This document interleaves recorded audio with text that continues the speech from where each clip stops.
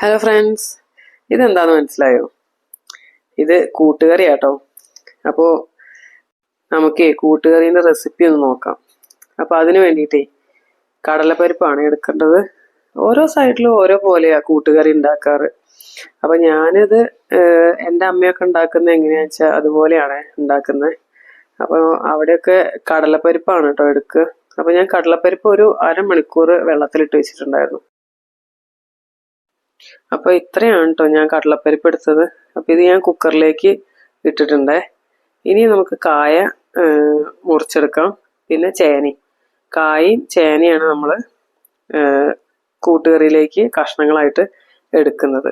അപ്പോൾ ഞാനൊരു 1.5 കഷ്ണം കായും അത്രയും വലുപ്പമുള്ളൊരു ചേനയും എടുത്തിട്ടുണ്ട് കേട്ടോ. അപ്പോൾ ഇനി ഇത് നമുക്ക് മുറിച്ചെടുക്കാം. അപ്പോൾ അത്യാവശ്യം ഒരു കുറഞ്ഞ വലുപ്പത്തിൽ വേണം നമുക്കിത് മുറിച്ചെടുക്കാൻ, ഇല്ലെങ്കിൽ ഇത് ഉടഞ്ഞു പോവും, ആകെ കലങ്ങി പോവും. അപ്പോൾ അത് കാരണം അത്യാവശ്യം ഒരു വലുപ്പത്തിലാണിത് മുറിച്ചെടുക്കുന്നത്. അപ്പോൾ ഞാൻ കാണിച്ചു തരാം എത്ര സൈസിലാണ് ഞാനിത് മുറിച്ചെടുത്തതെന്ന്. അപ്പോൾ അതുപോലെ തന്നെയാണ് നമുക്ക് ചേനയും മുറിച്ചെടുക്കേണ്ടത്. എന്നിട്ട് ഇത് നമുക്ക് നമ്മുടെ കുക്കറിൽ പരിപ്പിൻ്റെ കൂടെ തന്നെ ഒരുമിച്ചാണ് ഞാൻ ഇടുന്നത്. കടലപ്പരിപ്പിൻ്റെ കൂടെ ഒരുമിച്ചിട്ടിട്ട് ഒറ്റ വിസിലടിക്കും. അപ്പം തന്നെ ഞാനത് വെള്ളമൊഴിച്ച് തണുപ്പിച്ചെടുക്കും. അപ്പം അങ്ങനെയാണ് ഞാനിത് ചെയ്യുന്നത്. അപ്പം ഈ ഒരു സൈസിലാണ് കേട്ടോ കായ ഞാൻ അരിഞ്ഞെടുത്തത്. ഇനി ഇതുപോലെ തന്നെ ഞാൻ ചേനയും അരിഞ്ഞെടുക്കാൻ പോവാണ്.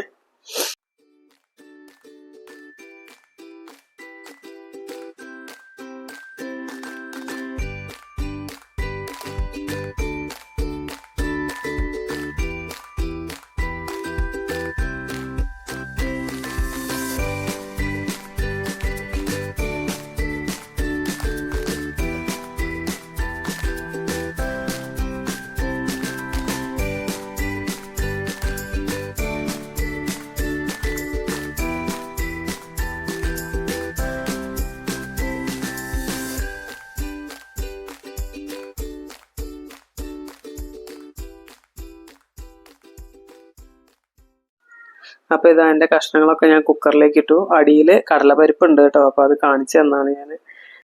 അപ്പോൾ ഇനി നമുക്കിത് ഒരു വിസിലടിക്കാം കേട്ടോ. അപ്പോൾ ഞാനിതിലേക്കൊരു 1/2 ഗ്ലാസ് വെള്ളം ഒഴിച്ചു കൊടുത്തിട്ടുണ്ട്. കഷ്ണം വേവാൻ മാത്രം പാകത്തിന് 1/2 ഗ്ലാസ് വെള്ളം ഒഴിച്ചിട്ടുണ്ട്. ഇതിന് ഒരു വിസിലടിക്കും. അപ്പം തന്നെ നമുക്ക് തണുപ്പിച്ചെടുക്കണം. അപ്പോൾ ഇതിലേക്ക് എന്തൊക്കെ പൊടികളാണ് ചേർക്കുന്നത് നമുക്ക് നോക്കാം. ഇതിലേക്ക് ഞാനൊരു 1/2 ടീസ്പൂൺ മഞ്ഞൾപ്പൊടി ഇട്ട് കൊടുത്തിട്ടുണ്ട്. അതുപോലെ തന്നെ ഈ കൂട്ടുകറിയിൽ നമുക്ക് മുന്നിലേക്ക് നിൽക്കേണ്ടത് കുരുമുളകിൻ്റെ ടേസ്റ്റാണ്. പിന്നെ ശർക്കരയും നമ്മൾ ആഡ് ചെയ്യും.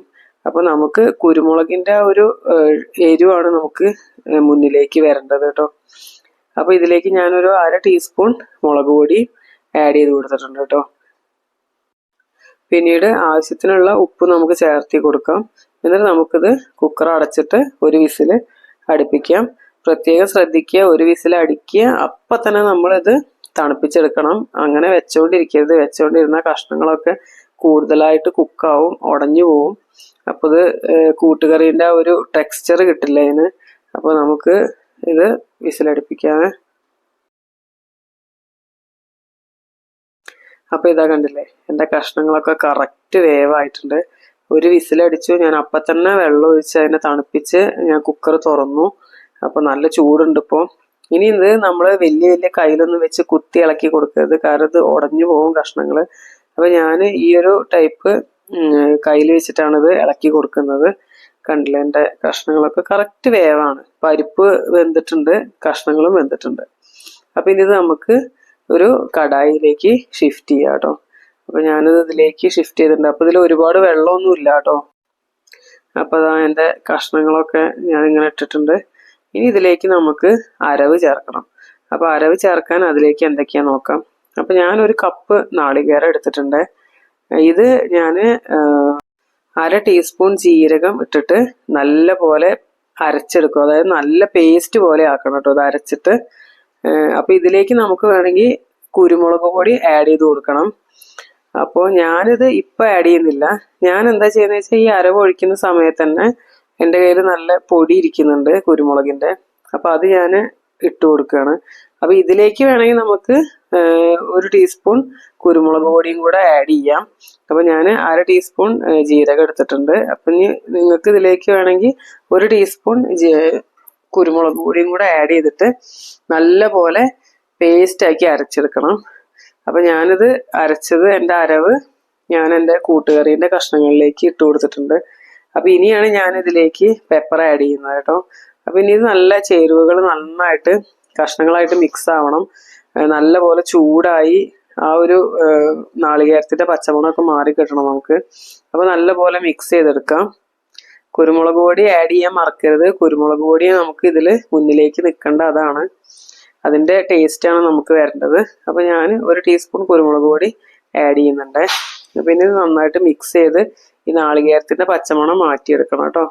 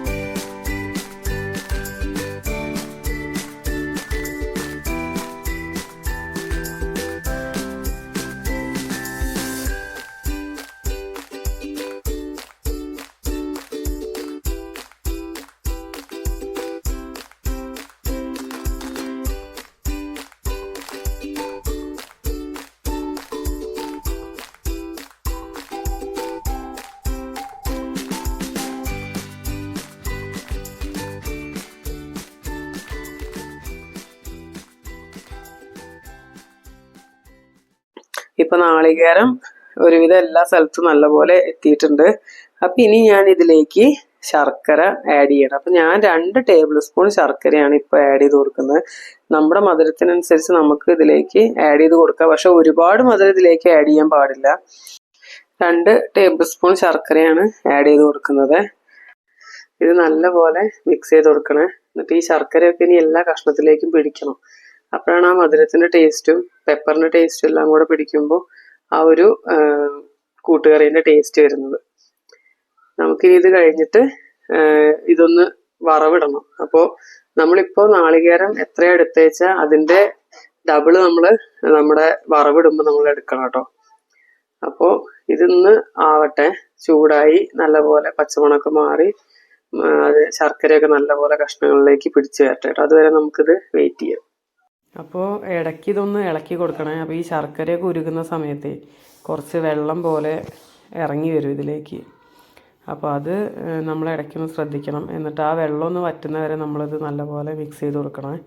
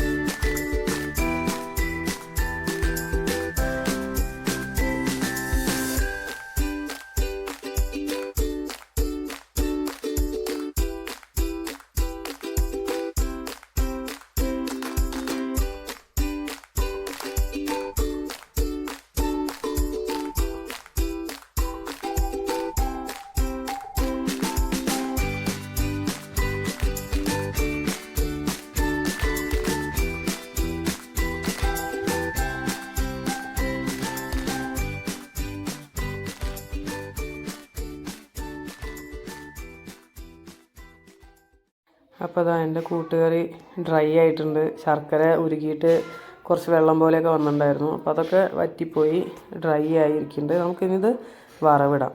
അപ്പോൾ ഞാൻ അതിലേക്ക് 2 ടേബിൾ സ്പൂൺ വെളിച്ചെണ്ണ ഒഴിച്ചിട്ടുണ്ട്. ഇനി ഇതിലേക്ക് നമ്മൾ നാളികേരം എടുക്കേണ്ടത് നമ്മൾ അരയ്ക്കാൻ എത്ര നാളികേരം എടുത്തോ അതിൻ്റെ ഇരട്ടി നമ്മൾ എടുക്കണേ, ഡബിള്. അപ്പോൾ അത്രയും നാളികേരം ഞാൻ ഇതിലേക്ക് വറവിടാൻ വേണ്ടിയിട്ട് ആഡ് ചെയ്യുന്നുണ്ട് കേട്ടോ. അപ്പോൾ ആദ്യം നമുക്ക് കടുക് പൊട്ടിക്കാം. കറിവേപ്പിലയും വറ്റൽമുളകും ഇട്ട് കൊടുക്കാം. അതിനുശേഷം നമുക്ക് ഈ നാളികേരം ഇട്ടിട്ട് ബ്രൗൺ കളറാക്കി എടുക്കണം. നാളികേരം നല്ല പോലെ ബ്രൗൺ കളറാവണം, കരിഞ്ഞു പോകരുത്. നമ്മൾ നല്ലപോലെ ശ്രദ്ധിക്കണം. അപ്പോൾ ബ്രൗൺ ഷെയ്ഡ് ആവുന്ന സമയത്ത് ഇതിലേക്ക് നമുക്കൊരു 1/2 ടീസ്പൂൺ മുളക് പൊടി ഇട്ട് കൊടുക്കാം. മുളക് പൊടി ഇട്ട് കൊടുക്കുമ്പോൾ നമ്മൾ വളരെയധികം ശ്രദ്ധിക്കണം, മുളക് പൊടി കരിഞ്ഞു പോകരുത്. നമ്മൾ മുളക് പൊടി എന്തിനാണ് ആഡ് ചെയ്ത് കൊടുക്കുന്നതെന്ന് വെച്ചാൽ നമ്മുടെ ആ കൂട്ടുകറിക്ക് ഒരു ഗോൾഡൻ ഷെയ്ഡ് കിട്ടാൻ വേണ്ടിയിട്ടാണ്. അപ്പോൾ നമുക്ക് നോക്കാം എങ്ങനെയാന്ന്.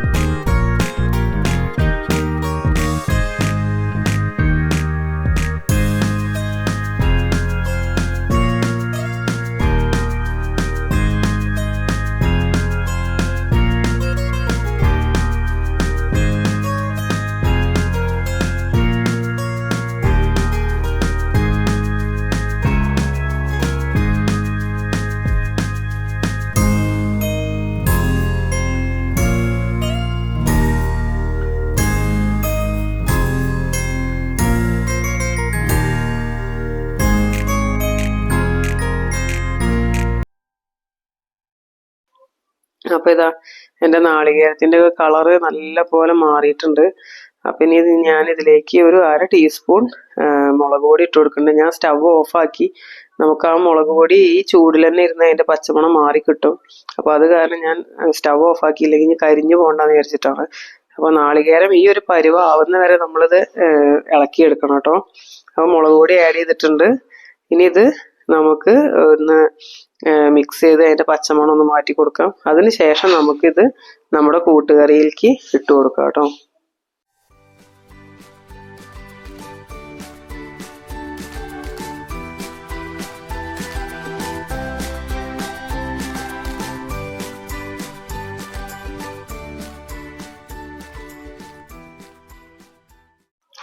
ഞാൻ എൻ്റെ കറിയിലേക്ക് ഇതാ നാളികേരം മൊത്തം ആഡ് ചെയ്ത് കൊടുത്തേ. അപ്പോൾ ഇതുപോലെ എല്ലാ ഭാഗവും നമുക്ക് നാളികേരം കവർ ചെയ്യാൻ വേണ്ടിയിട്ട് ഉണ്ടാവണം. അപ്പോഴാണ് കൂട്ടുകറിയിൽ നാളികേരം കറക്റ്റ് ആവുള്ളൂ. അപ്പോൾ അത്രയും നാളികേരം നമ്മൾ വറവിടാൻ വേണ്ടി എടുക്കണം കേട്ടോ. ഇത് നല്ലപോലെ മിക്സ് ചെയ്തെടുക്കാം. ഇപ്പം തന്നെ നമ്മുടെ ആ ഒരു കൂട്ടുകറീൻ്റെ കളറ് കറക്റ്റായിട്ട് വന്നിട്ടുണ്ട്. നല്ല സ്മെല്ല് വരുന്നുണ്ട്. നാളികേരം വറുത്തതിൻ്റെയും അതിൻ്റെ എല്ലാத்தைയും കൂടെ സ്മെല്ല് നല്ലപോലെ വരുന്നുണ്ട്. അപ്പോൾ എല്ലാവരും ഒന്ന് ട്രൈ ചെയ്ത് നോക്കണേ. വളരെ ഈസിയാണ് ഇത് ഉണ്ടാക്കാൻ, ഒരു ബുദ്ധിമുട്ടും ഇല്ല. പെട്ടെന്നാവുന്ന ഒരു ഡിഷാണ്. അപ്പോൾ എല്ലാവരും ഇപ്രാവശ്യം ഓണത്തിന് കൂട്ടുകറി ഉണ്ടാക്കി നോക്കണേ. ഓക്കെ, അപ്പോൾ എല്ലാവരോടും എഗെയിൻ ഞാൻ പറയാണ് ഹാപ്പി ഓണം. ബൈ.